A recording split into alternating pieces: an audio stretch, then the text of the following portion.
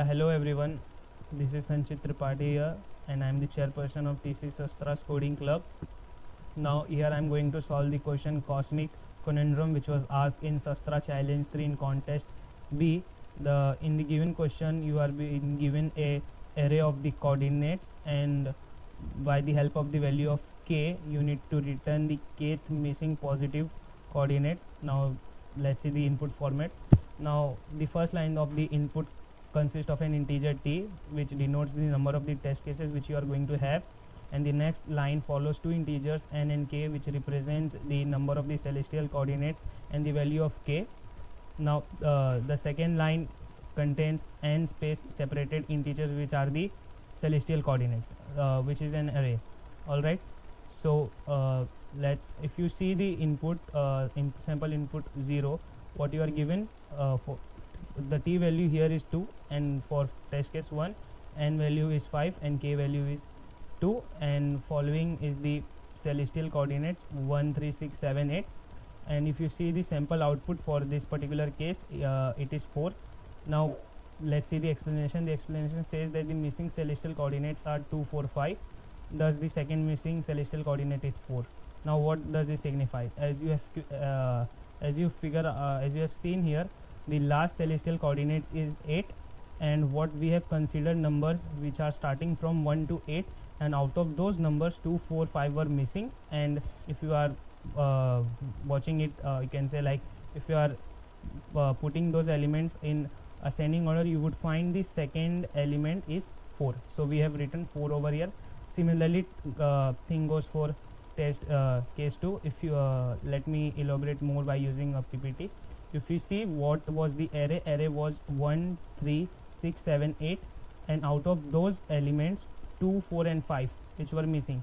So if you notice over here, the last element was 8, and what numbers we have considered, those numbers was starting from 1 to 8.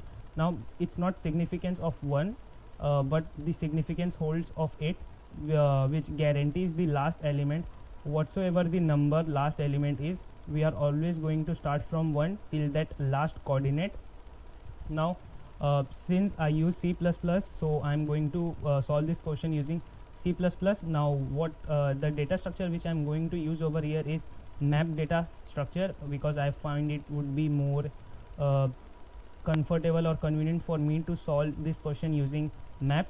Now going to the specification of this map data structure, it is implemented by the use of red black tree.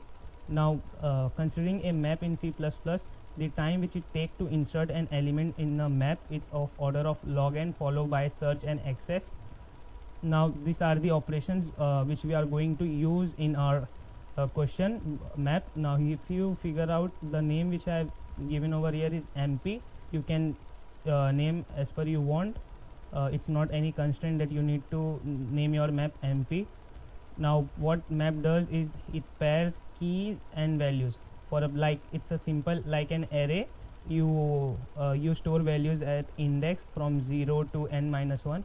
Here there is no constraint that your key, like index, must be an integer. It can be anything, string, integer, pair, whatsoever you want. For that key you can store any value you want, but this question deals with integers, so what I'm going to use here is key value pair would be integers. Now these are the following function which I have simplified. If you want, just take a snapshot and it would be help you out. Now considering moving forward with the algorithm, it is really simple. What I'm going to do, the elements which are given to me, I'm just going to map those elements with one, that the elements going to be elements, or you can say like coordinates. Now coordinates here, the key and the value which I will map to them is 1, because it's not any weighted question, so it's not significant. If I'm using any other value, 1 would be great. Now what I will do here is I will start traversal from 1. As I've said, we will always be starting from 1. It doesn't matter what is the last coordinate, so we'll start from 1, and for every missing coordinate which is not there in the celestial coordinates which is given to us, will increment our counter.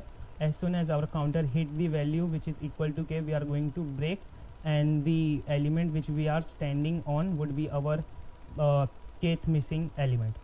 So let come to the part of the code.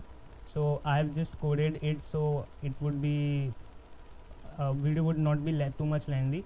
So here you can see, here I am dealing with the test cases. I am declaring an integer t and taking the integer t as an test case, and here by the use of the while t minus minus, I'm making sure that I'm considering each and every test cases.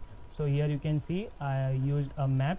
As I've said, I'm mapping a integer with integer. So, and in this line number 16, I'm just declaring n and k, following by I'm just taking those as input. Now I'm mapping, as I've said, I will map each and every element which are there, like this is the given celestial coordinates. So I have mapped all those celestial coordinates with 1, and I have here on the line number 24, I have declared a counter. I have not written a counter because I personally don't use too much lengthy variables, so I have just used c equal to 0, and don't mind whatsoever things I'm using here. W doesn't have any significance, it's just considering I'm starting with the first element 1. Now if you see, I'm here in the while loop, I'm going till counter is less than equal to k, and as I've said, as long as I've found any element which is not present.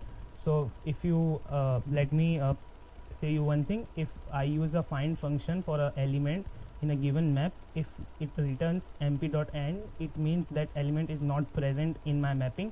So as I've said, those elements which are not present in my map, I will increment the counter as soon as I hit the condition where c is equal to k, I'm going to break. And if you see here, if this condition is not true, I will just come out of the, I will not follow this condition, and I will increment the element coordinate which is w. All right, so if you see, let's dry run this. So what was there? 1 3 3 6 7 and 8. So I have mapped, by the use of the map, I have mapped all those elements as 1. So as w is 1, this condition will not be true, this condition would not be true. So w would be incremented to 2. If as soon as I am searching for 2, this condition is true, and c would be incremented to 1. For 3, again it is not true, we'll go for 4. For 4, this condition is true, and the value of c is equal to 2. As soon as value of c is equal to 2, we are going to break out and we are going to print the element. So let's run this code. Yeah, it's submitted. Now let's submit the.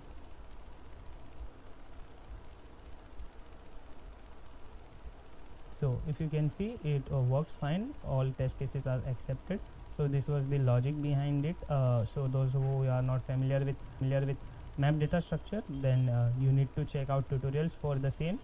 It is really helpful for you to know this particular data structure. Thank you for watching the video.